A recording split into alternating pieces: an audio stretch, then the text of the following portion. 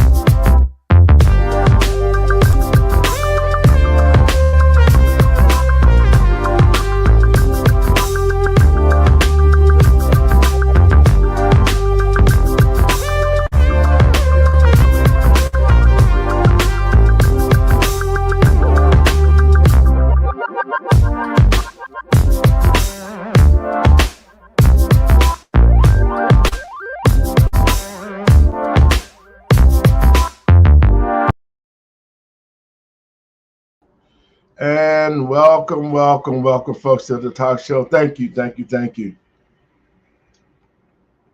Welcome to the talk show, Let the Truth Be Told. I'm your host, Pastor David.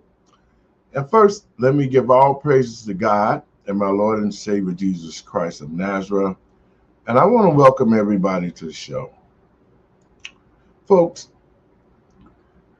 holidays are just coming back. They're just coming back to back. And time is flying, but we have to really sit down and we have to thank God for each and day that we're here and that we can spend time with our families. You know, Thanksgiving is coming around, and you have to make the best of a bad situation, because for what Thanksgiving started about, it wasn't about being good, so we had to create it to be about our families. But Thanksgiving is coming; it's gonna be Turkey Day. But we got some conversations that we're gonna have to the American people and patriots across this country. We're going to talk about the Comey indictment and it getting tossed and what that means. We're also going to talk about Marjorie Greene Taylor. But first up, we're going to talk about Ilhan Omar. Now, this is what I'm talking about as far as the Constitution being disrespected and illegals coming to our country. Ilhan Omar, one of the representatives in Congress, has been in Minnesota for a lifetime. She came from a rebel group that was down. It really was a socialist group. So she fakes herself to get here, marries her brother, and they've been here for years now, posing as husband and wife, just to get all the benefits out of the American people, taxpayer dollars. A couple of shows ago, we talked about how much money the Somalis are getting. And so what the Somalis have done is that they've come to Minnesota, they've gotten involved in politics, and now they're tearing the government a new butthole. Fraud, corruption, lying, stealing. The whole state of Minnesota has been gone and has turned into a foreign country on American soil. And they're saying that, let me get my group up here. We're going to talk about it. Hey, Doc. Hey. Welcome. Who else I got up here? What's up, Drake? Everybody here? Hey, guys, we can just dress down. You guys going to see me. All right. Oh, man, whatever. Holiday Drake. Hey, there you go. To the American people and patriots across this country. We're bringing the news to you, and we're breaking it down because a lot of people don't understand when the news just blurred out something that's one-sided. And so, Doc, let's talk about the Minnesota thing. You can lead off on this. Yeah, so, not to correct you, but she did marry her brother, but she divorced her brother as well. And she had overlapping marriages.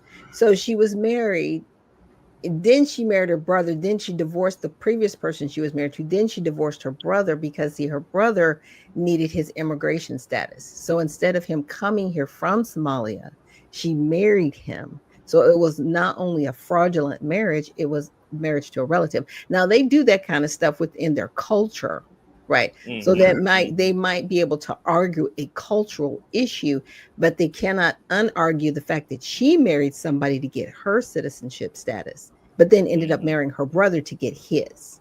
And this is why a lot of people in Congress were calling for her dismissal when she initially got in Congress. So now we're here. Now she is, we don't know her ties to Feeding Our Future, which is one of the groups that have, they're on the hook for $250 million fraud.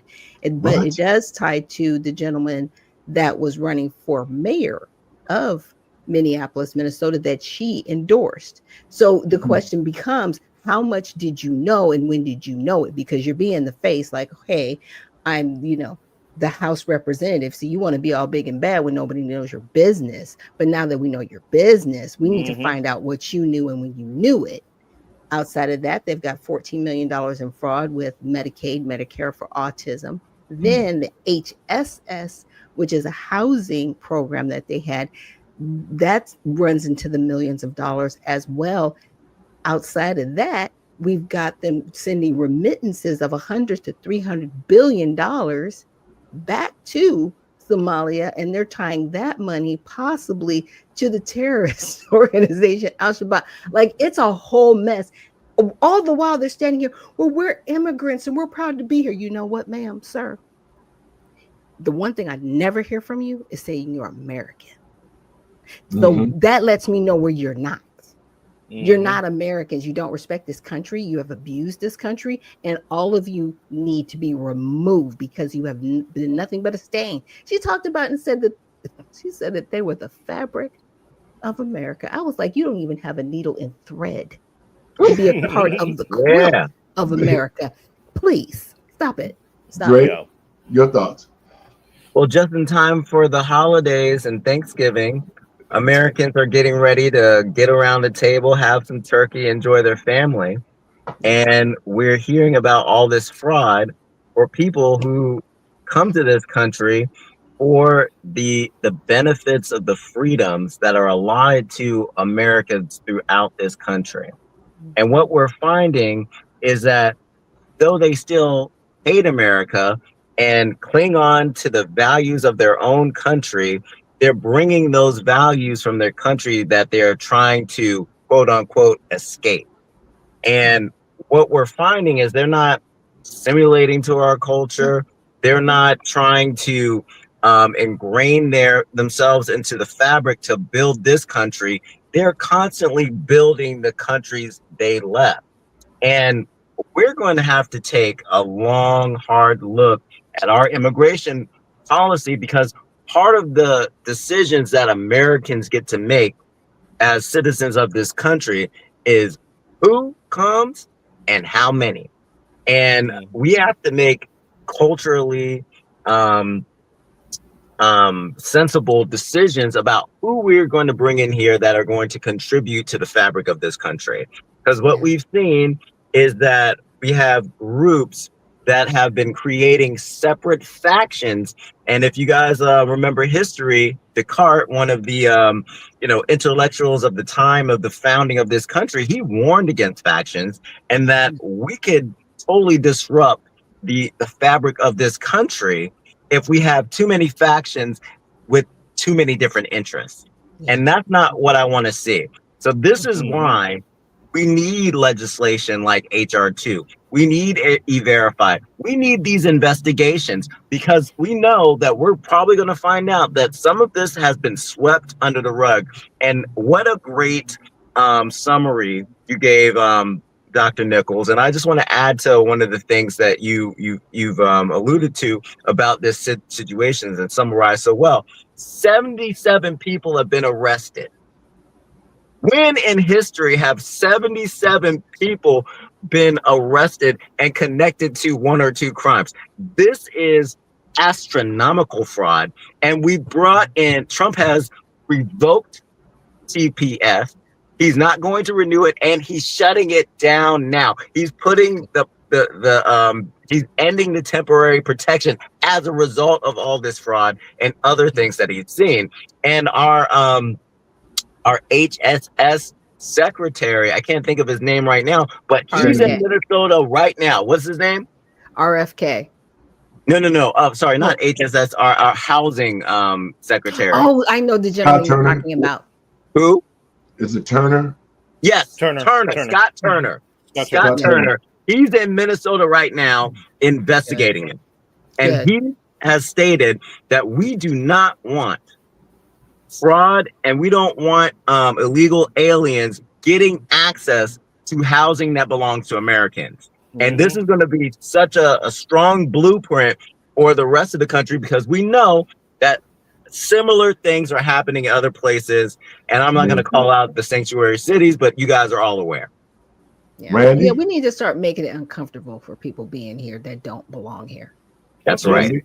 Absolutely. And I was just going to go along those lines there, Dr. Shack, that the problem we're having here, folks, is that you got this enclave of Somalis in Minnesota. I remember back in 2014 when I was living in Alaska, when Obama brought in Somalis under the refugee resettlement program, and he brought them into Anchorage, Alaska, and they was stockpiled into the arena there, and that's where the Alaska Aces were playing at the time, hockey team, a local hockey team. Yeah, and that got shut down. I had missed the rest of the season. I was pissed. For those that know me, I'm an avid hockey lover, and so it's just so that all of that, and the Somalis are running around, and Somalis in cold weather don't mix. You came from the hottest region to cold. Exactly. Yes, and so they're pillaging and doing all kinds of mayhem. They're trying to survive, and I get it, survival instincts kick in and whatnot, but they don't belong here. And so you see the ravaging and the pillaging that they're doing in Minnesota, the fraud. Ilhan Omar, if I was President Trump, if I was Secretary Rubio, I would revoke her status as a citizen. Period. See ya. Yep. Going back, first thing smoking. That's what I would do. And that would send a signal to the rest of that community that, hey, Dearborn, you're next. Minnesota, Texas, you're next. You're next. And that's how you shut it down. And that to Andre's point, the housing market the price would drop down so tremendously, because now they're forced into a competition market of where they're like, hey, we got to fill these vacancies. There's less demand. So less demand. Absolutely. Ladies and gentlemen, you got to understand how economics work, and that is why you see all these unaffordable pricing in housing and food, and getting jobs and whatnot. It's because we got a whole bunch of people living here that don't belong here, pushing us to the side and taking over our benefits and stuff. So I marvel at the day when we get this straightened out. Now check this out. Now listen to this. The Somalis, the Arabs, the Chinese, and everybody else that came to this country took a play out of Black America's book to get in for civil rights. See, once we put down the major laws of civil rights, they took what we fought and died for, and they came in and used it as a platform. The government dragged Black people into it. They're dark-skinned just like y'all. And then once they got them in, they allowed them. Minnesota was allowed to be taken over by them. Yeah. Because at no point in time, nobody stopped them from coming in. That's why you see the magnitude of the fraud that we're seeing, because Minnesota is a democratic state. It's a sanctuary city, just like what they did here in Chicago. But it's getting foiled. The mission is just like this. Just what happened in Minnesota happened in California. Yep. It's happening in New York.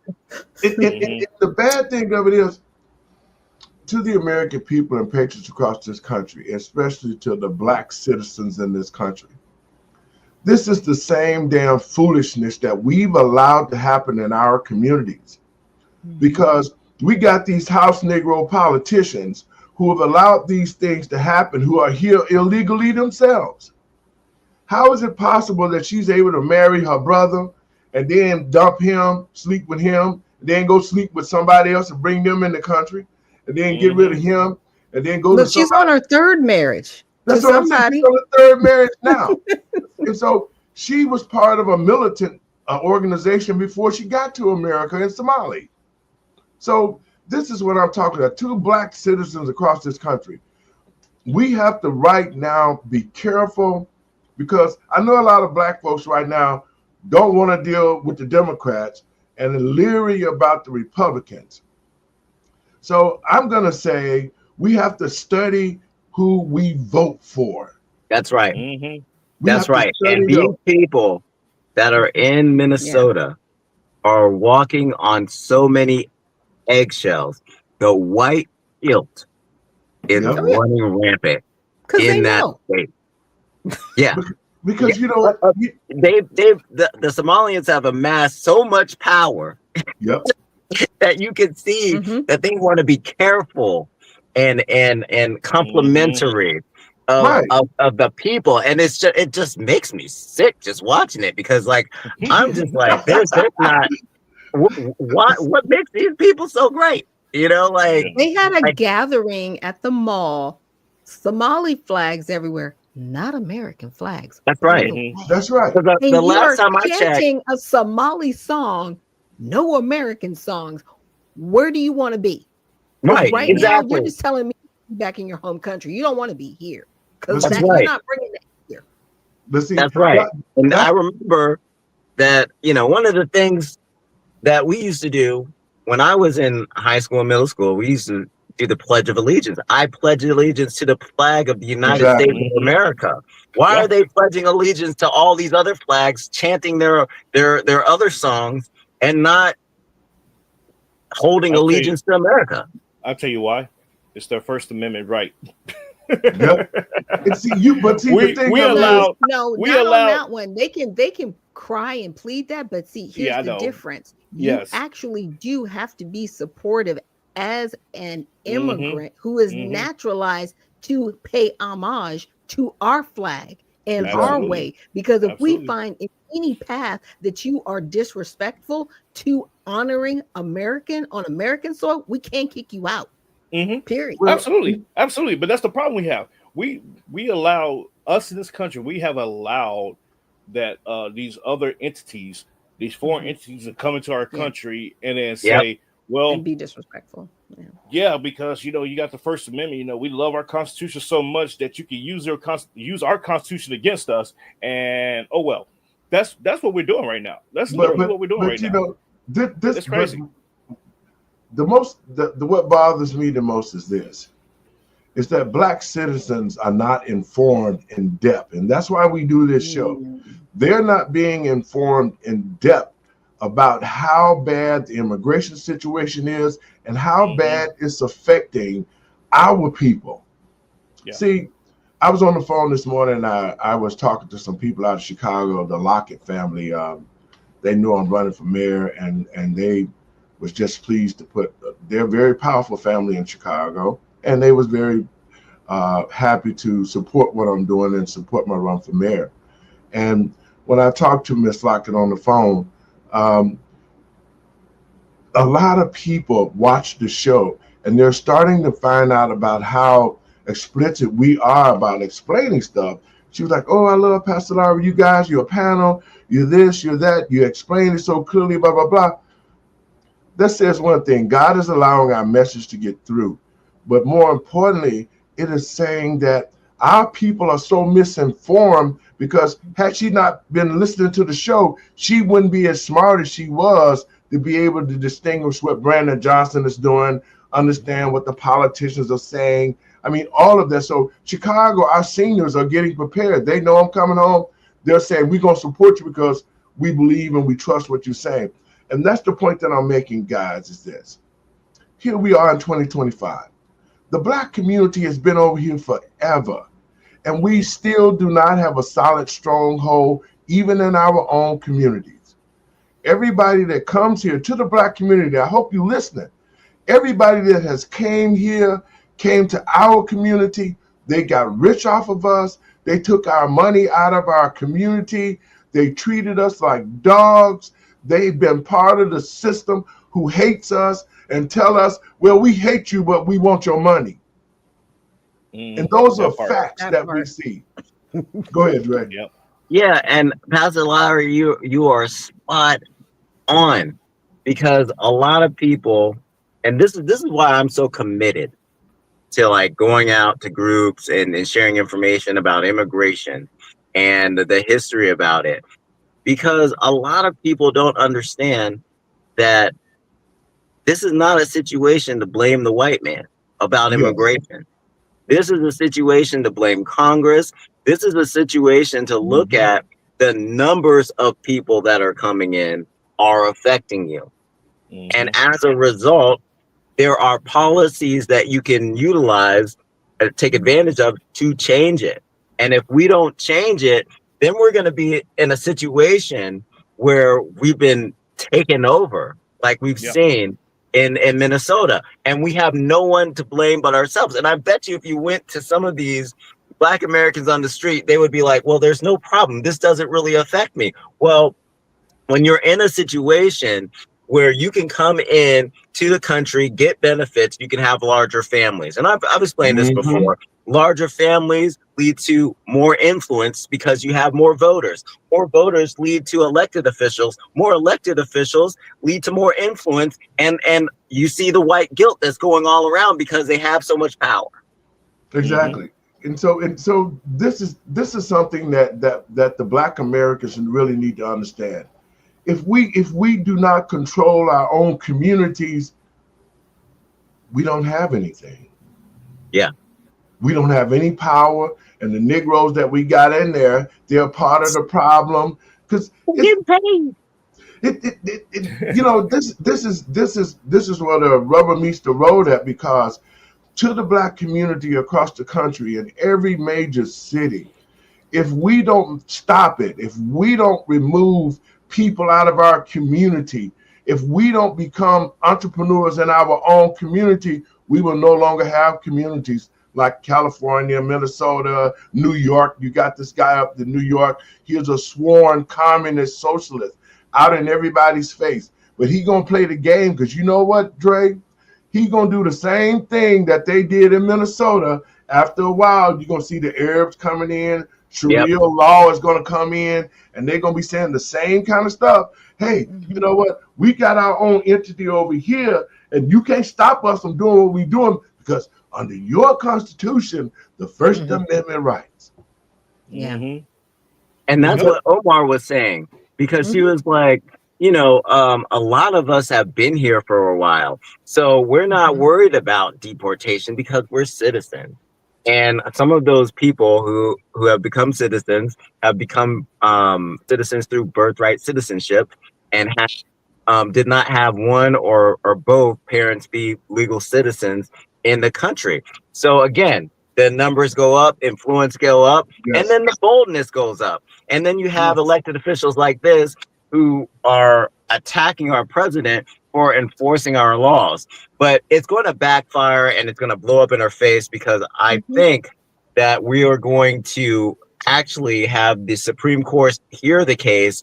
And if they hear the case on birthright citizenship, then we are going to be up for a roller coaster ride, and it might get overturned, and we might get rid of the loopholes that are causing people to come here illegally and have anchor babies in the country. Yeah, because they're doing it with malicious intent. Yes. There is no positive intent. You do it with the intent to gain resources. Right. Okay. And you come here purposely illegally. So it's like, okay, you completely violate the law, but then you expect to benefit from it. And that's where the harm is. And we have to really make that case like, look, this is harm.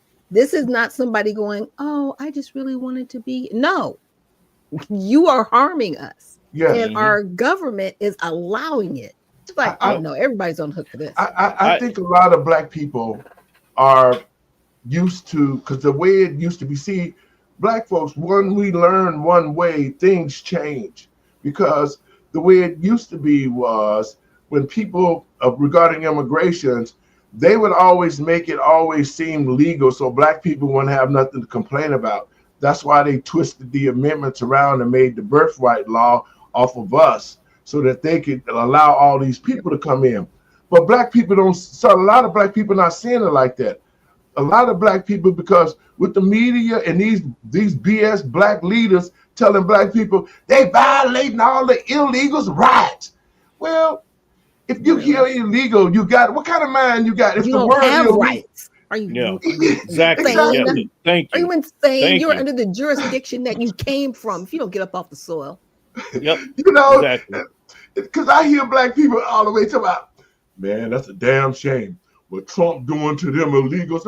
I'm like, nigga, please. Yeah. What you mean? You What know- you doing? They Yeah, did you it lost- to themselves. That's They right. did it to themselves because Yeah. they could have left before they got embarrassed. Yes. Mhm. Okay, because they could have taken $1,000 and just figured it out. They would we have. have over Give me and that, $1,000. Watch. we Watch have what I what do with it. over They'll be out. 300 legal points of entry, 300 legal points of entry. Exactly. Mhm. But you Right. came There's no here excuse. illegally, there's no excuse. You know what, Mhm. guys? I do a lot of studying, man. And to the American people and patriots across this country, I want to drop something in your hat right quick. There were 3 ex-presidents who have aided and abetted illegal migrants to this country. That's Barack Obama, Bill Clinton, Clinton. and George Bush. They Mm. hired a private airport company to transport illegal children to this country. Do y'all remember that? Yeah. Mm. 380,000 children. All of those children are missing right now. And y'all crying about some damn Epstein files. See, Let's be real. Let's keep it 100. it don't make sense. And black people, we're not worried about Epstein's ass. We're not worried about Epstein. Epstein is dead. No, Epstein on an island somewhere, and they all running over there to see him. That's where them children at. Black people, we need to stay focused on where we're at. Our communities under attack. They keep lying to us like, well, no, we're going to take the Medicaid off. They're not doing that. They bring in fears to keep you in this position, to keep fighting for illegals to be in this country. So I'm getting tired of some of the pastors, man, they paying them out, man. These Negroes need to quit preaching sermons. Y'all need to just shut the church down because y'all not telling the truth about what's going on. Right. That's the problem. See, like I said, I did a sermon, and I'm gonna say this, and we're gonna play the video. What God is calling right now for, and this is true to all of y'all, what God is calling for right now is a repentance. See, when Sodom and Gomorrah got so bad, guys, and when they wanted to rape the angels and have their way with them, God destroyed Sodom and Gomorrah, okay? But before that, he said, if you find one good man in the town and they repent, I'll save the town. Right. America is the new Sodom and Gomorrah, and he's calling for that repentance. And to the American people and patriots across this country, if we don't repent as a nation and stand up right for God, we the new Sodom and Gomorrah, and we know what happened to that. Let me play this clip, guys. Somalia, y'all. So the report is that the Somalis in Minnesota and probably mostly in Minneapolis, certain probably very small subsections of the community have defrauded the state of Minnesota and the federal government. So that means you, the United States taxpayer, have defrauded us, I should say, out of hundreds of millions of dollars. And a lot of that money, we don't have an exact figure, but millions and millions of dollars they send back to Somalia. And they'll use these money sending services called hawalas. And those hawalas, once the money gets to Somalia, there's a terrorist organization called Al-Shabaab who they're going to get their grubbies on the money, y'all. They're going to get their grubbies on the money once it gets back to Somalia through the Hawala. It's not MoneyGram, people. It's not Western Union. You know, it's more like an informal middleman type of service. So this money, once it gets to Somalia, Al-Shabaab terrorist organization is gonna say, hey, you gotta give us some of the money. If they're not the middleman, they'll just go to the middleman and take their cut. So now Donald Trump, he's like, yo, we got to do something about this. So he has issued an executive order saying that he is going to be restricting the protected status of Somalis in Minnesota. And of course, this has caused a dust up with Ilhan Omar, who also you can see on your screen right now promoting one of the biggest frauds, which was the Feeding Our Future fraud. It was over $300 million. And yeah, she's over there serving the fictitious meals to the fictitious kids that didn't exist. Look at it right there. So y'all, we're going to go ahead and get into Donald Trump's response and also additional information about how this money that's going from you to Somali scammers is winding up in the hands of an international terrorist organization, y'all. So without further ado, y'all, let's go ahead and get into it. But before we do, All right, guys, your thoughts on that? Well, it's just sad because, COVID was a hard time for a lot of people. And I just think about all of the resources that people really needed. That food, they really needed it. And all they did was sit back and kind of laugh in our faces as Americans. And they just stole the money. And they're just disrespectful people. I've yet to see an apology from any of them. But you can't apologize, right? Because you're under scrutiny and people have been indicted, right? Yeah. I just want to see prison time and I want to see people deported. Randy? Yep. I say this, there also needs to be legislation to, I'm not going to say ban, but highly, highly restrict doing remittances from the United States to other countries. Absolutely. Absolute cap, maybe I would say $1,000 per year, from one person. And it can't be like $1,000 from each family member going, no. You ain't for the game the system either. Right. They should tax it.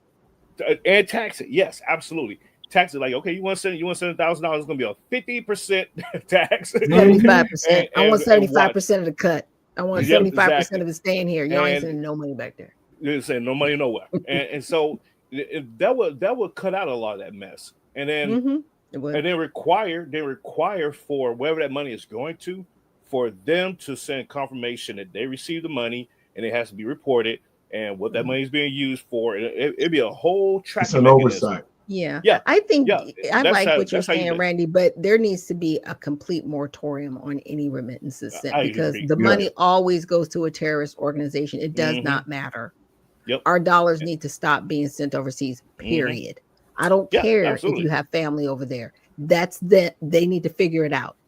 Or you need to go back and take care of them from there. Exactly. But you're not going to be sending our money from here back there. It needs to just be shut down. Dre? Right. And I think we need to rethink all these programs. The USAID, I'm glad they kind of shut that down and started regulating and looking into that. And in this program, we've seen that, like you were saying, Dr. Nichols, this happened during COVID. There were people that were really hungry during that time because they couldn't go to work. And these people weren't being fed.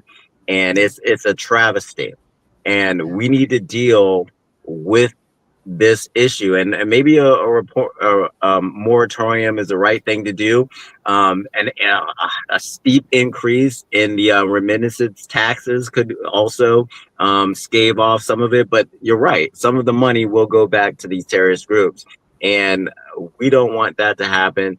We don't want to waste American tax dollars, and we're done with funding organizations that are against America through the kindness that we give people to be able to send money back to their countries. People need to start helping people where they are. There's a lot of ways to help people where they are, more than just sending money. Yeah. You see me smiling, right? Okay. Just like what we talked about earlier, and I spoke and said, when people come to America, they come to the Black community and set up shop and Yep. steal through our community. Now look at when we first put that clip on, you saw that banner, that was that Somali banner, that was in the black community. Yep. They're fine with that. Yeah. That was in the yeah. black community. And so they come here and they done got a $300 million meal plan, and black people begging for $25,000 for a second chance program. And how many cars did you see coming to get that food? Hardly any. And all these trays laying out. That's going back home. That's going. What are we Go talking ahead, about? Mandy. No, I was answering Dr. Shaq's question. One car, you know, it was just one car that pulled up. You know, and the sham operation that they're pulling, you know, it's so bad that there's the government. I would say the government is complicit with it at the end of the day. The governor, Because Tim Walz.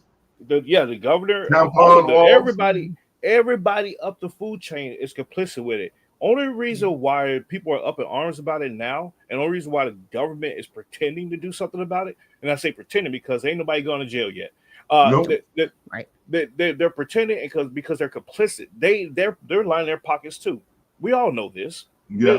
How in the hell is a member of Congress who gets paid a salary of $174,000 a year walk away and they're worth millions? I.e., Marjorie Taylor Greene. Not to break it to the next segment, but Marjorie Taylor Greene, for example, you know, she owns a little company and whatnot, and she started off in Congress worth only like $1 million or something like that, but now she's walking away having a net worth of $40 million, and you a member of Congress?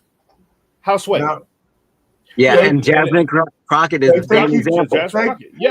Yeah. Elon Musk, he's worth $30 million now. It's a scam. It's a She scam started. within.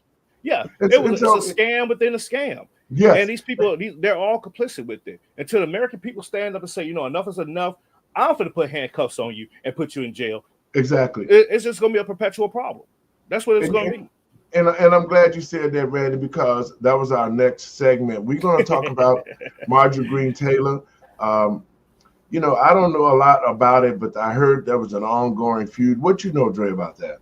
And Pastor Laurie, I actually have to go. I got to get back on the road. But what I do know is that there's a disagreement in the fact that she was running for Senate. Okay. And she didn't get a lot of support from the White House, from the president, and she's kind of miffed about it. So she's thinking of ways of how to stick it to the president and be a voice of dissension against the president, and also sticking it to Mike Johnson as well, because if they have less numbers of Congress members, that makes it harder for them to like win these elections in 2026 and maintain the majority. So this is an issue, but what we're also seeing is that MAGA is not playing with people that do not respect the president. One of the great things about CNN is they have like this segment with poll numbers. I don't know who the guy is, but he has a very like I know who you're talking about. Yeah, that guy. He has a very like colorful voice. It's just like colorful personality. And he was saying that if you look at Trump 1.0, if you look at Trump 6 months ago, just with MAGA, he has remained steady with support around 87%, which is just unprecedented and higher than any other president at this time in their presidency. So there's a lot of heat that comes when you don't fall in line with the president. So like Marjorie Taylor Greene, she's looking at the future and figuring out where she fits. Does she fit as a congressman? Does she fit as a governor? Does she fit in the media? So there's a lot of different things that you could look at there, but this is what I'm hearing. And this is not a reflection of anything that Numbers USA has to say. We don't deal with anything other than immigration. But I do have to go. I have to get back on the road. We're going to play a little of that clip. We'll see you, Dre. Share it around when you get it. Thank you. All right. online Definitely Friday will. night during Thank this you. very show. It's unclear what she'll do next after 5 years in office. She started as one of the president's staunchest supporters and will leave Congress branded as a traitor by him after their very public falling out. Jeff Seleny went to her district in Northwest Georgia to see how voters are reacting. We wanted Marjorie to be Marjorie. We appreciate her. She doesn't blend into the curtains like other people do up in Washington. Like so many others here in Georgia, David Goldenshoe was talking about Marjorie Taylor Greene and the bombshell announcement she will resign from Congress in January. But unlike most who only talk about her, he knows her well. And after finishing his weekly radio show today, he said three things above all explain why she's leaving. She may be very, very, very conservative. At the same time, she wants to see things get done. The second factor, I think, was the Charlie Kirk assassination. That had a profound impact on her.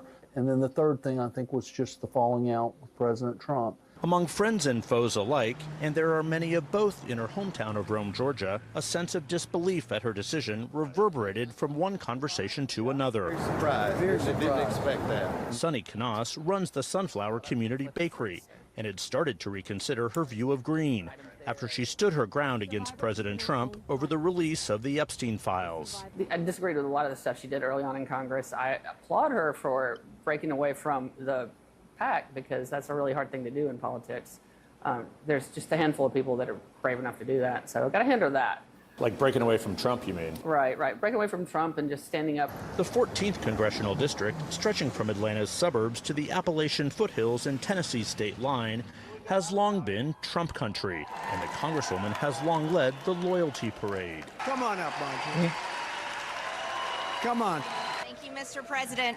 All that a distant memory after she criticized the president and he turned on her. Marjorie Taylor Greene.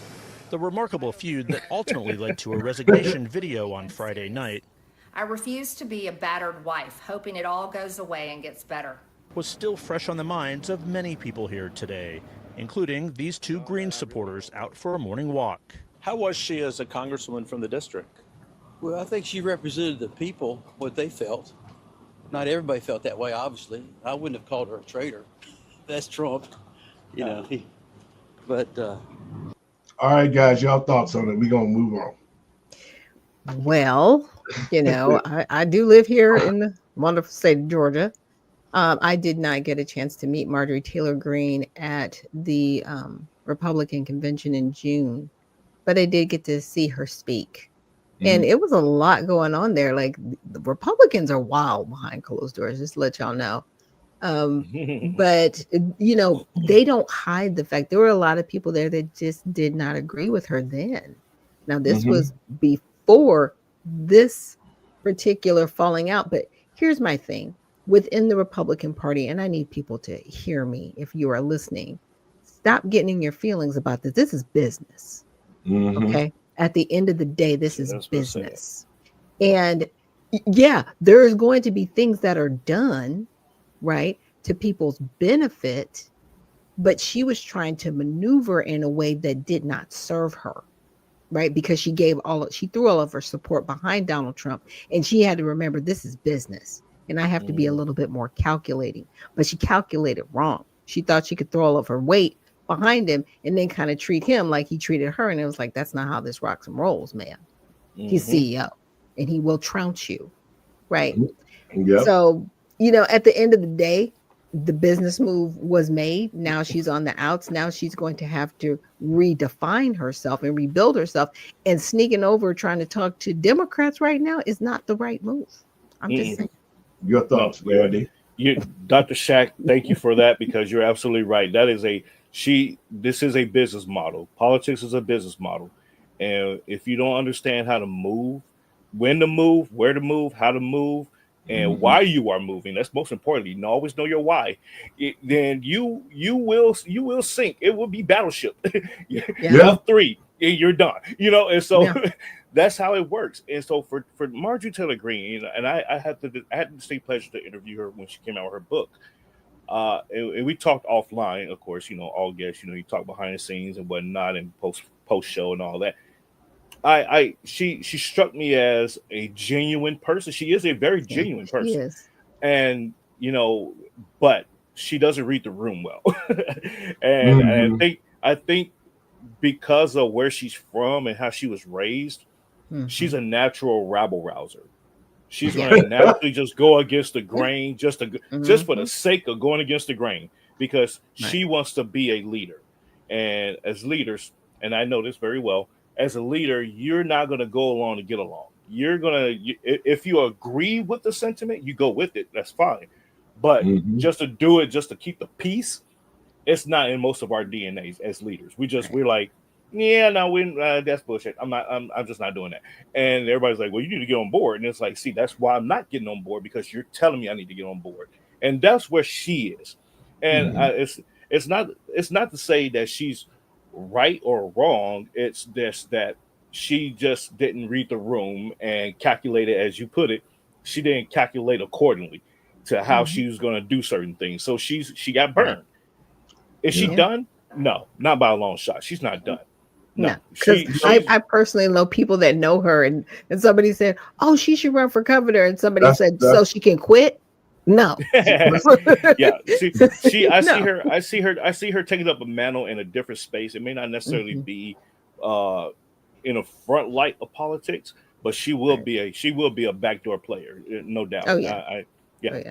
Yeah. Well, I met Miss Green at the Republican convention, and her and I had a couple of good conversations before. I found her to be very genuine for the causes that she partake in. I didn't feel that the dissension of what being portrayed about her now. I felt that if she had an issue and she stood on it, she stood on it because she believed that it was right. And that's what I got from her. But one thing that I saw was, and see, when I was talking earlier about the Epstein thing, to the American people and patriots, we can see what President Trump is doing. He's trying to fix this country, and he's trying to get all these illegals out of here. Things are starting to stabilize right now. And with a couple of BS wins, like the McDonough mayor, see, the Democratic Party is so beat down right now. They're looking for anything that they can say that, hey, we're back. But at no point in time did they ever implement anything positive that would benefit the American people. And it was under the black people. They brought the illegals in to replace us. That's what this was all about. This is not about the Democrats and Republicans. This is about destroying a people. And that's what black people better understand, is that because you get into your feelings and start feeling warm and fuzzy. Look at Margaret Green's area. Look at Rome, Georgia. It's spotless. You didn't see a piece of paper on the ground. I've been up there. Everybody's business is thriving well. Everybody, but if you come to Chicago and you come to the black community, it's mayhem. It's abandoned. You got abandoned buildings and vacant lots and no economic. It's democratically run. It's not run by Republicans. That's the point that I'm making, and that's what black people should be looking at. I don't care about Margaret Green Taylor. I don't care about Epstein, and we should not take these distractions that the Democrats are putting out there, because we need to be concerned with the future of the black community, saving get entrepreneurs in our own community, fixing our schools so our kids can learn about education and all the other stuff that they need to be in the world. Those are our concerns. And if politicians are not talking about solutions for those concerns, then we need to not put no vote behind them. Yeah, I think the new talking point is going to be James Comey and Letitia. See, they were just going after them and they were just political and this, that, and the other. But again, you're still not talking about building up any of the communities that have been downtrodden. And policies. And Doc, my team is so good. You right on time. And that's our next segment. We're talking about James Comey and Letitia James. Now, we know, now, to the American people and patriots across this country, we know that James Comey was corrupt. He has always been corrupt. His whole family is corrupt. And when he got in office, we knew behind Barack Obama, the corruption going to continue. Letitia James got into office in New York because she said that I'm going to prosecute Donald Trump no matter what. It's open tape of her. That was one of her missions. If y'all let me in the office, I'm going to get him. I'm going to get him in jail. So she started to target President Trump right away in his last presidency. And it continued on till she got fictitious charges on him. Now, all of a sudden, see, karma's a big dog, man, because now you riding the wave and all of this. We got Trump, and Trump don't owe nobody nothing. And you done committed fraud with your niece and your other relatives, with the house, the lies, all of that stuff. They have actually committed fraud and crimes. Comey is guilty of committing fraud, crime, and mayhem with Barack Obama, Hillary Clinton, Bill Clinton. That whole section is part of the Epstein files, if you really want to know. Yeah, he's a plot device. Like, he's a useful idiot, because no matter what, everybody's like, get rid of him. We don't like him. We like him. We don't like him. I mean, Democrats, really? Pick a side. Like, y'all have been for and against this man for the past 10 years. Yeah. Calm down. Right? You're absolutely right. You're useful. absolutely right about that. Useful idiot. Thank you for saying that. You're absolutely right. And the problem here is, not only you got, so the judge that decided to dismiss this case without prejudice, meaning that this case can be brought back. What they're doing is they're showing the American people that it is okay for these officials to be corrupt and to be politically going after each other and everything. And they're saying it's okay. We're good with this. They committed these crimes. It's not to say that the crimes that committed was non-existent. They committed these crimes, yes. But we're going to provide cover for them because why?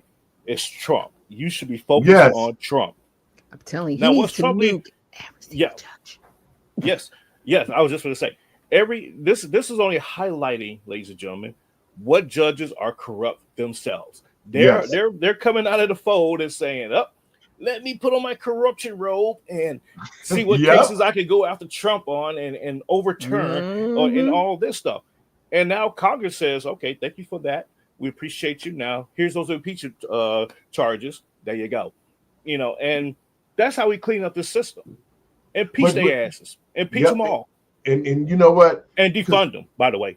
Because see what this has done is that the Democrats do have judges in places, and this is one of those judges. Okay, Their appointments. Right. So how it affects. I always look at the Black community and how it affects us.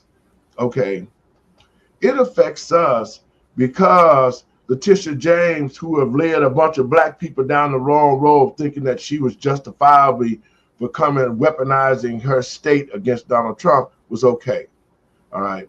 So what the Democrats have been doing since all these indictments and stuff like that, they've been trying to look for something to hang their hat on and tell in front of Black people, see, Black people, Trump was wrong. Trump did her wrong. And now she's been vindicated.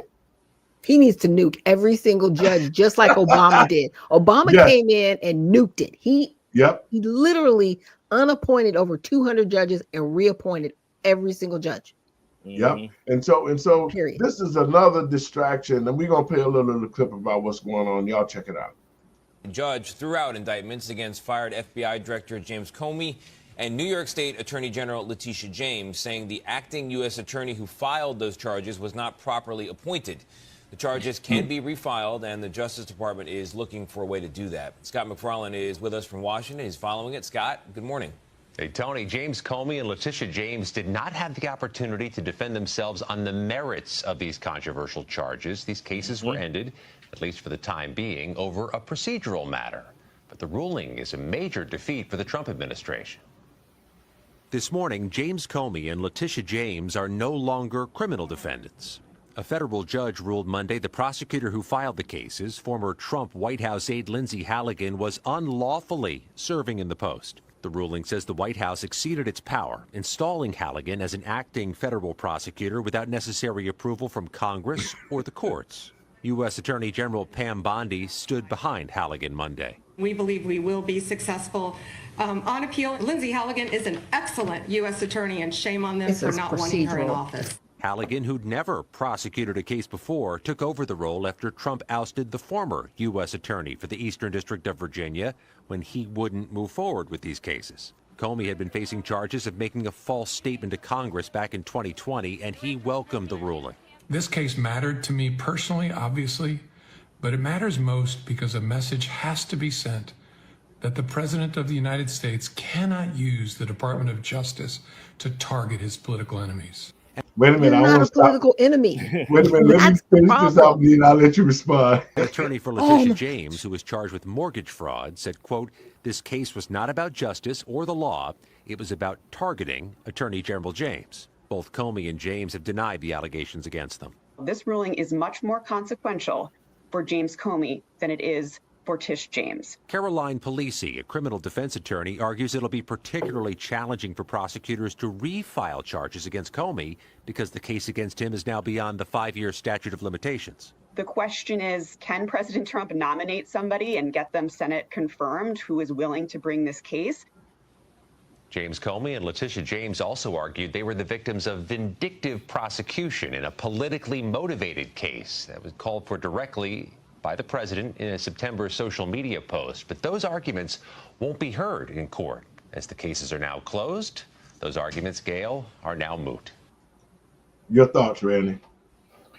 Well, there's one way to do this for the administration. That is to arrest them, put them in jail, and just say, figure it out. Hold them without bail, and hey, figure it out, and because that's what they did to American citizens on the January 6th offendings. That's what they did. That's what this government did. They locked up. They went to their homes, grabbed them, and said, "You did something. We're just going to figure it out. So you figure it out, and we'll figure this out, and we'll revisit this in 4 years." That's what we need. That's what they should do. Yeah. And now I would agree that there's political retribution. Then I would agree. Right now, you actually committed crimes, and you think you're above the law, and you don't want to be prosecuted because you committed these crimes because you think you're above the law. No, I would just go in and get them, put them in jail, and say we'll revisit this in 4 years. That's where I'm at.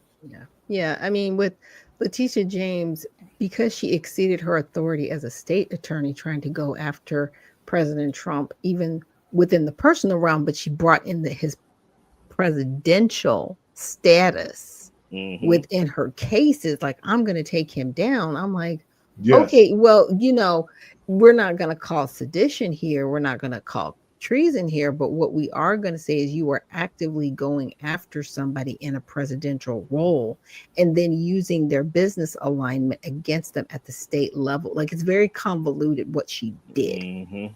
Outside of that, she did commit mortgage fraud, and she should go for that. Period. It was very well outlined, and people were like, "She's a strong Black woman, and you shouldn't go after Black people. Stop playing the Black card when it's convenient." I'm sick of it. That lets me know that you are not a lineage-based Black American. You're more than likely Caribbean. Okay, you're from an island somewhere, and you got over here, and you might be second or third generation, but you are not of the soil, because we have a little bit more respect for ourselves. As far as Comey goes, with the whole 86-47 thing on the beach, and he's just, being the former director of the FBI, he just did a lot of shady dealings. Yes. There's so many things that you can find him on. But you know what? I should say, leave him outside and leave him to his own devices. Trust me, he'll be involved in some more corrupt something going on, because that's what he does. Well, first of all, allegedly. First of all, he's not going.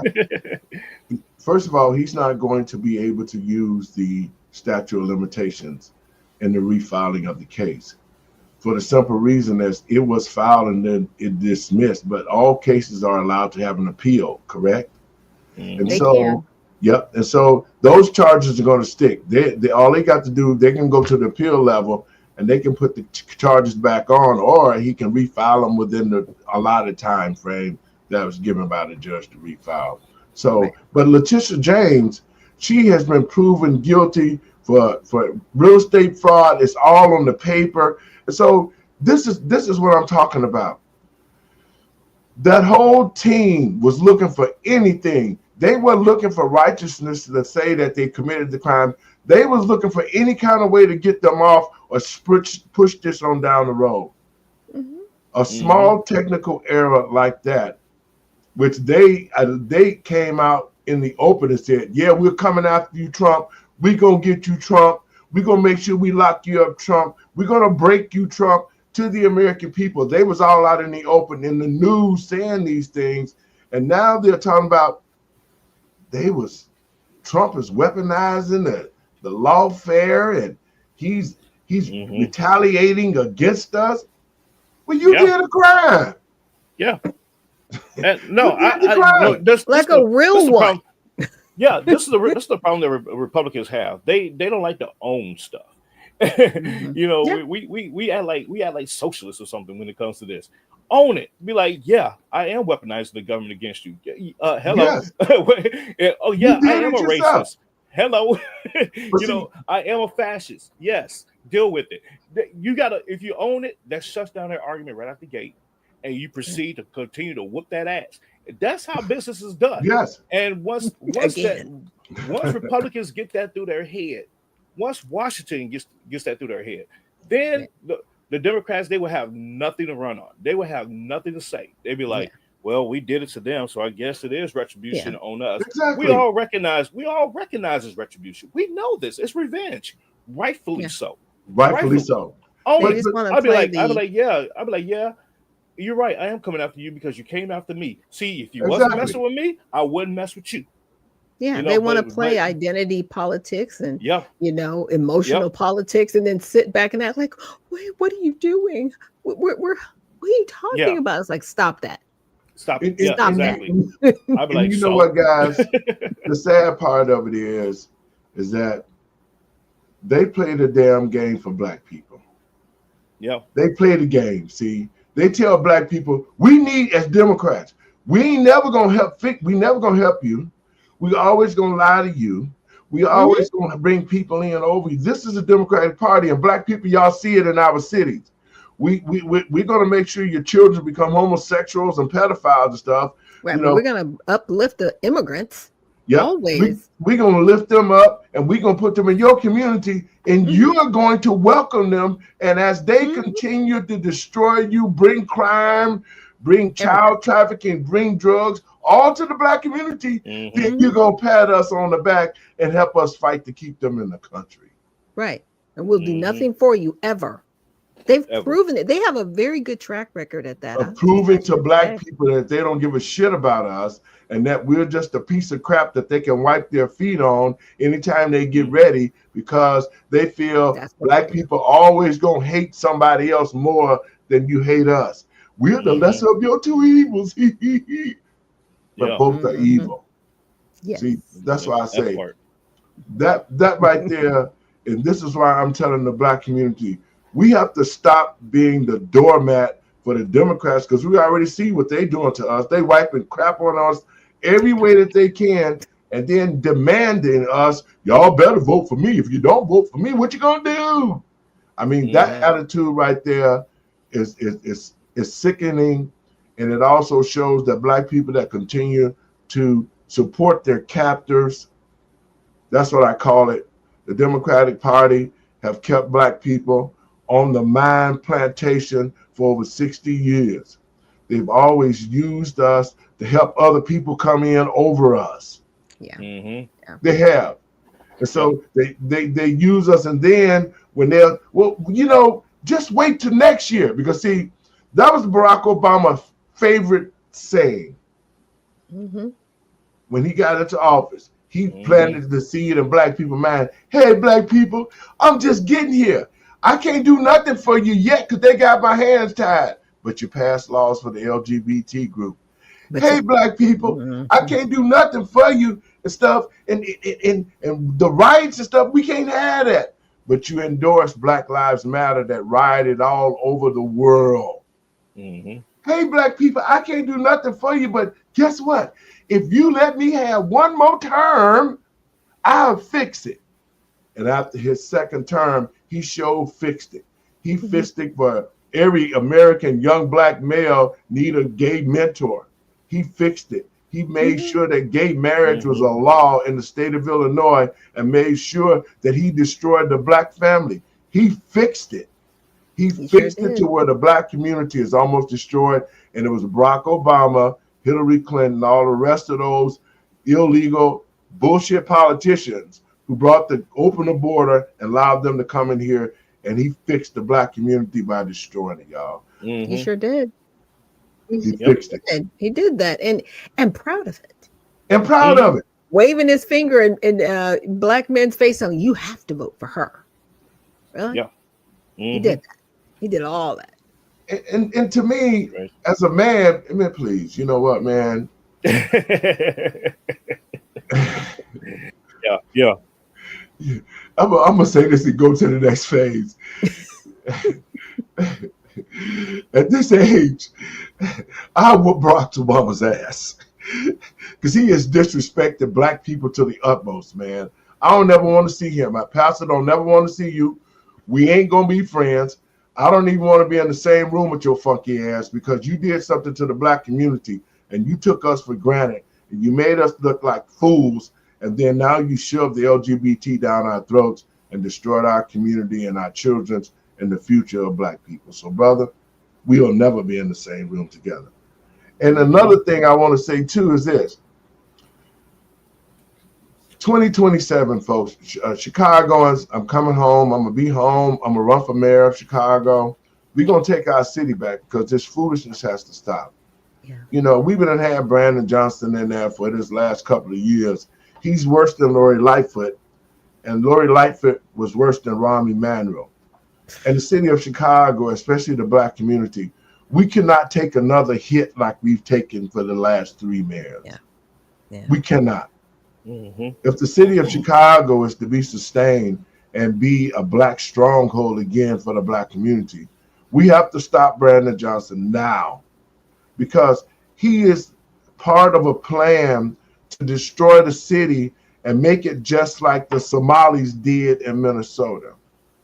Brandon Johnson is doing the same thing to Chicago by flooding it with illegals, just like they did in California when you don't see no black gangs out there. You don't see the Bloods and the Crips. You don't hear nothing about them no more. That's because the illegals took over the black communities. Yeah.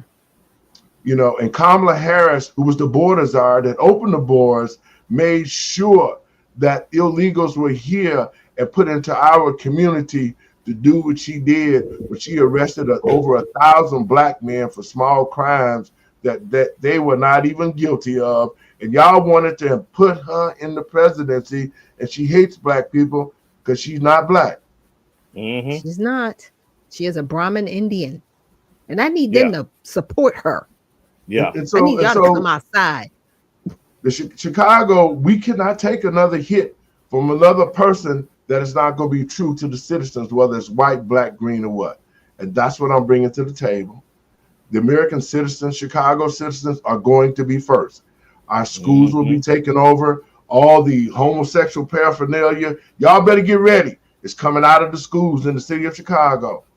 I'm going to get rid of all those DEI hires. That means all the homosexuals who wasn't qualified to be teaching our kids, you're going to be cut from the roll. And I'm going to replace them with all the black teachers who are qualified to come in and teach our children about life, teach them about this government, teach them about God, teach them how to be good citizens, teach them how to have a family, all of those things, and teach them about economics so that we can rebuild our communities for the generations to come.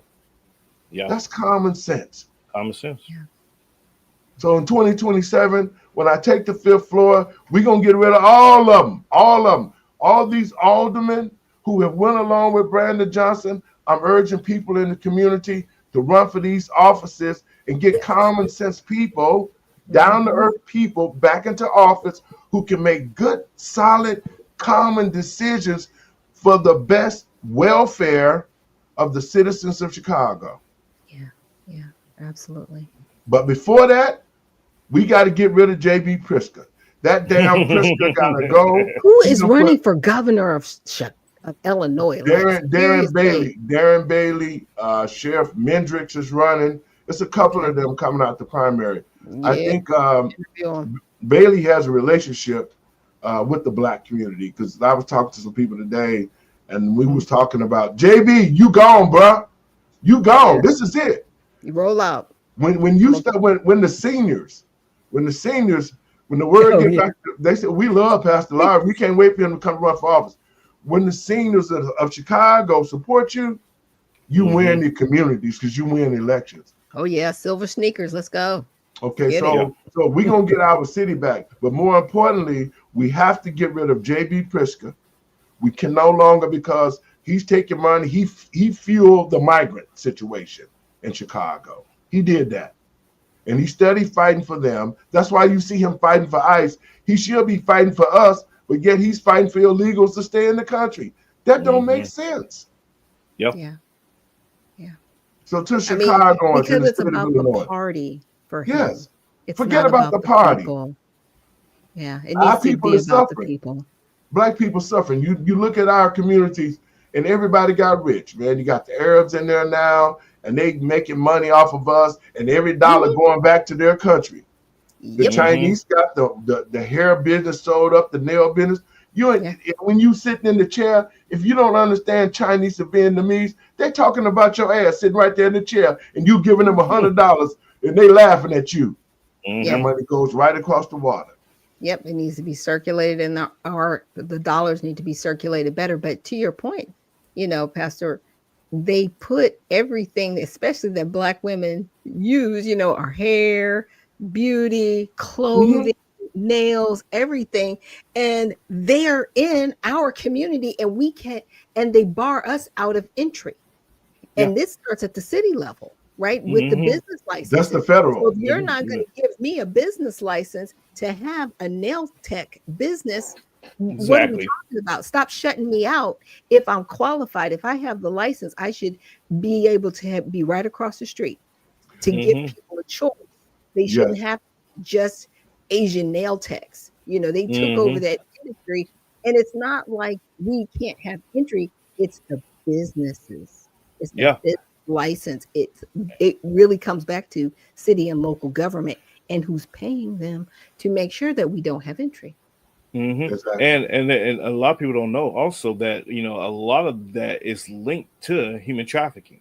Come on, a lot of these businesses, they bring in all these people, and they are under this contract, this proverbial contract of, hey, I'm taking your passport, I'm taking this, that, and the third. And if you say anything, not only is all this stuff gone, but your family is gone. So you work this off, and we call it good. This is you don't get paid. You get the bare minimum to survive. And that's it. And we need to stop feeding that business. We need to stop feeding human trafficking. So, hey, nail shops connected to human trafficking, stop feeding it. Because if it goes out of business, it's like if they don't have any money, they don't have any money. And that's my sound reasoning, is that we're going to put direct competition into the Black community. And I'm going to be honest with you. They might as well close down shop, because I'll help those Black entrepreneurs make sure that they get Black businesses, and the money be reinvested back into the Black community. And we open up and we create economic wealth for our children. See, just like what we're talking about now. See, what a lot of people don't know, because a lot of Black people have tried to get into the hair business, right?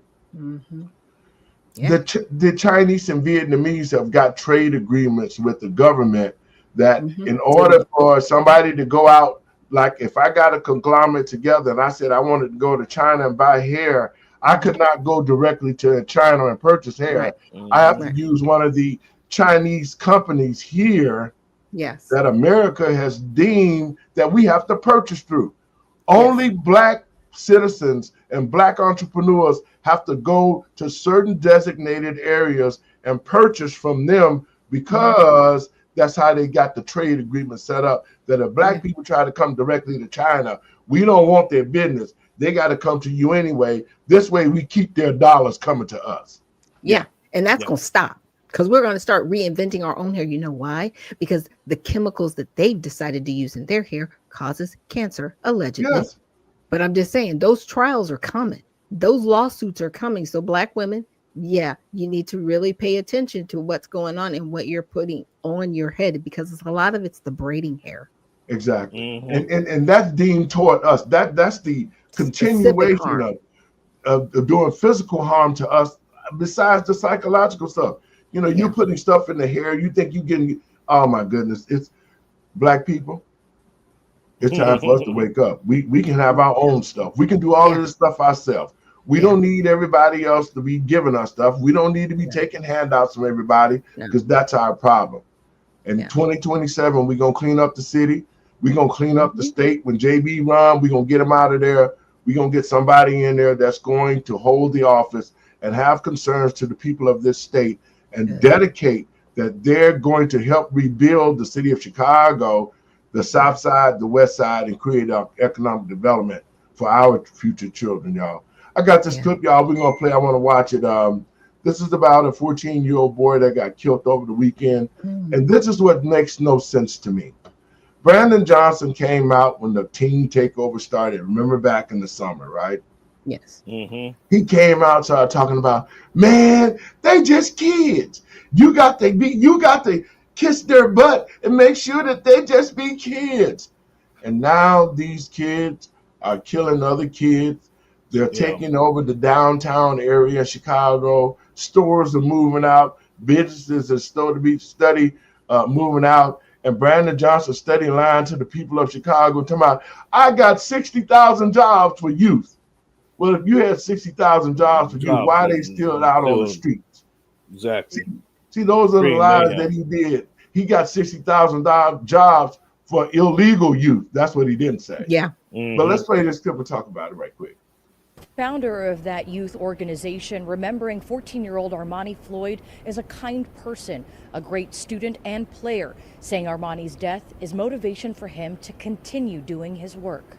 His life was cut short. I feel like it was unfair to him, but we're going to make sure his legacy lives on. Tonight, family and friends mourn the loss of 14-year-old Armani Floyd, who was killed in a Friday night shooting in downtown Chicago, tied to a so-called teen takeover that ended in chaos. McKinley Nelson, founder of Project Swish, says Armani was part of his youth basketball program designed to give younger people a positive and safe place to play. Super infectious energy, super high vibration, honestly, smiling ear to ear all the time. You can't come into Project Swish where he's playing and not notice him at all. Chicago police say Friday night 2 shootings took place downtown that left 7 other teenagers injured. The first one just outside our ABC7 State Street studios, which sent a large crowd running in all directions. About an hour later and blocks away at Dearborn and Monroe, gunfire erupted, killing 14-year-old Armani and injuring an 18-year-old man. In a way, it feels defeating. We developed this program to save the kids, right? And when you lose a kid that's a participant of the saving, it kind of feels like we're not doing our work. In an exclusive interview with ABC7, Mayor Brandon Johnson spoke to our Samantha Chapman on our morning show.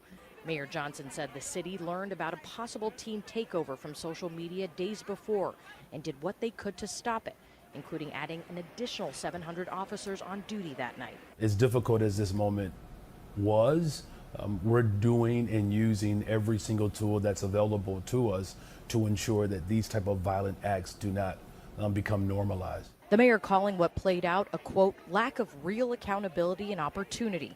And the solution, he says, will take everyone playing their part, including parents and guardians. That's why it's going to take police officers. It's going to take my administration, our public education system, our mentoring programs, and just adults as a whole. Adults have to know where their children are. Chicago police have not said if the 2 shootings are connected. So far, no one is in custody in either shooting. In the Loop, Kate Kogirin, ABC7 Eyewitness News. Has anybody ever heard of a curfew? Doc, Bueller? you're up. Go ahead. A curfew. If you know that a takeover is going to happen, the curfew is at 5 p.m. Okay, that's when dusk happens. 5 p.m. Y'all not gonna be like little roaches coming out in the daylight. You're gonna be like little roaches going home, and you're gonna be escorted to your house. And there's gonna be checkpoints, and there's gonna be barricades, and people are gonna be like, "Oh, this is so inconvenient." I don't care. They said they were going to try to take over the city. We're shutting it down. Exactly. You better be at home at 5 o'clock, or you're going to start being arrested. You know, the big old paddy wagon, wagons. You know, mobile type thing, Yep. situations going on that can fit at least 200 people in them. Yes. You're going to be escorted into that if I see you at 5:01. Do you understand me? Or are you going to be at your house? You got two options, there or there. That's it. Exactly. I'm there with you, Dr. Shack. That's the thing. You know, parents do not have accountability anymore. And for Brandon Johnson to sit there and talk about, you know, oh, we're looking for accountability and da-da. No, you're not. You're just not, because you have these BS policies that perpetuate and allow for, you know, these things to happen. These kids that have no business being out there at night, unsupervised, you know, downtown of all places at that. I get it. I grew up in Chicago, West Side. I get it. In your neighborhood, yeah, you're outside, you know, in front of the buildings. The streetlights come on. You play that. You take that risk, you know. Usually you're in the house when the streetlights come on. You're busting the house. Mama, I'm just sitting out front. Talking to my friends. I'll be in a minute.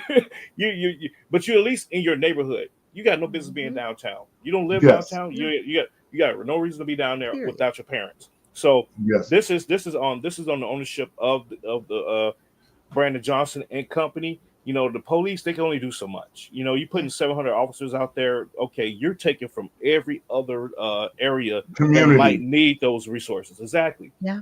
Parents, get your ass out there, get your kids off the streets. Well, they tied the hands of the parents. That's the problem.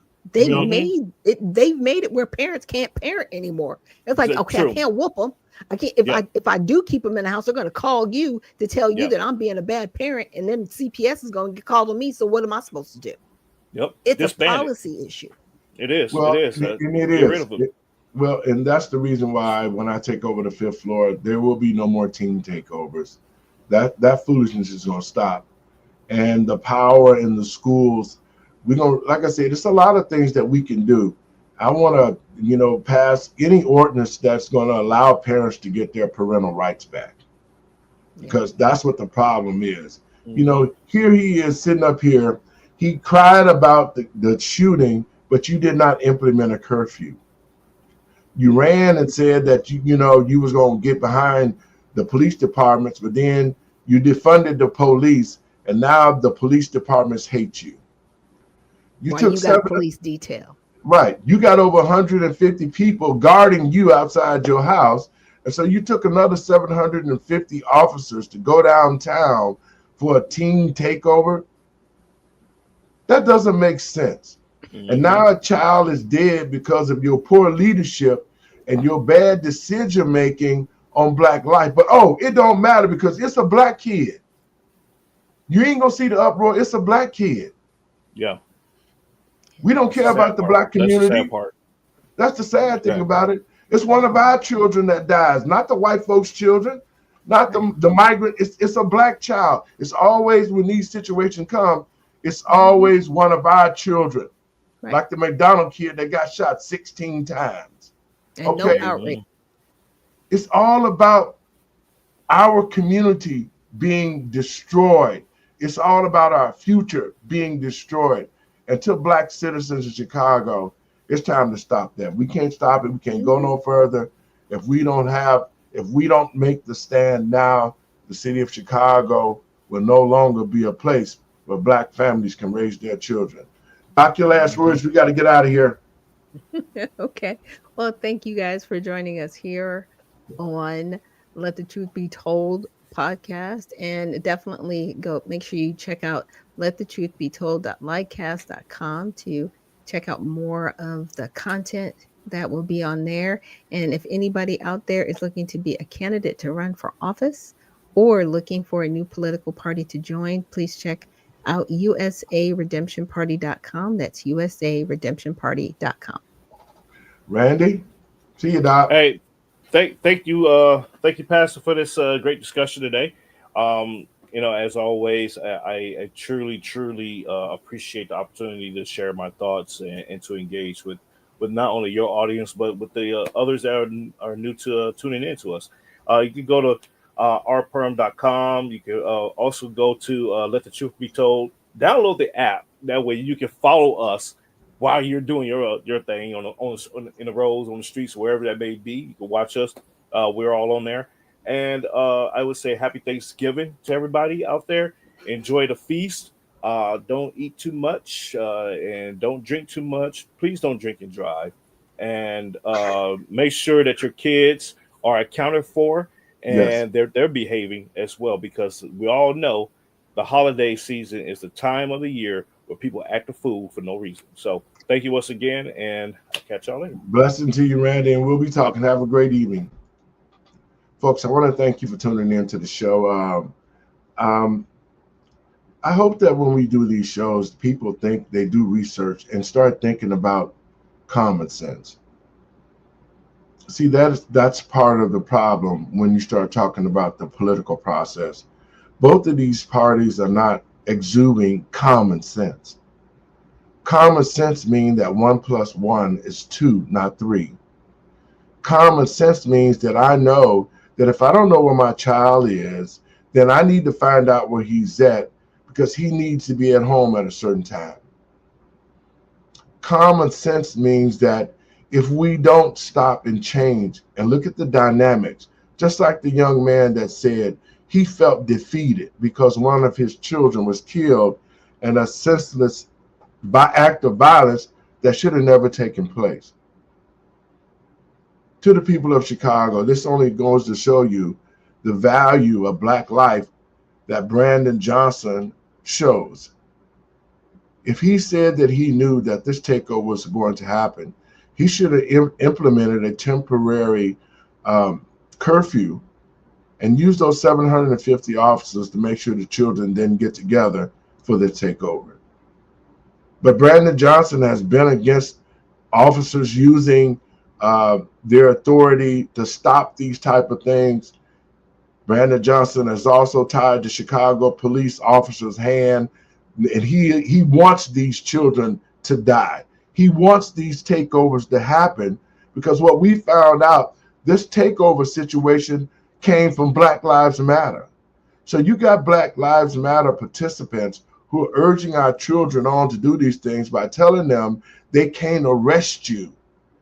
So you can commit acts of violence and you don't go to jail.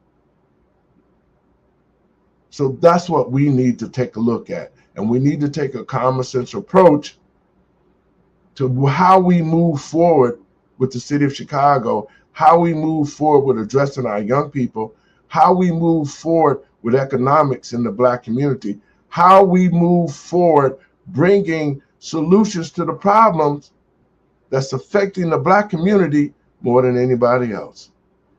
And that's what I plan to do in 2027. Give the parents their rights back, support the police departments, support programs that support the community with actions. No more giving money out to these NGOs and they giving up reports saying they're doing something, but the things that they say on paper is not being reflected in the communities. All of these programs that they have, and none of the programs that they have made a difference in the Black community. None of them. So as God is my witness, once I take that office, we're going to get back to God. We're going to get our children re-educated. We're going to rebuild the Black community. And we're going to put Black pride. I ain't talking about the gay pride. I'm proud to be a Black American, to have a business, to have a job. Proud to be a Black American when I know my son is going to school and he's learning something, a trade, how to be a man, social skills. These are the things that are going to make the Black community get back on track. It's going to take the mindset of Black people to quit thinking that we are not as good as everybody else. We're just as good or better than a lot of people. We just don't exude our intelligence and put it all together to make our communities great again. God bless you. Y'all have a great Thanksgiving if I don't see you. And remember, put God first as we go. Thanksgiving is a day for families to come together and be as one. And remember, with God standing with us, who can be against us? God bless you. I'll see you guys. Have a great Thanksgiving.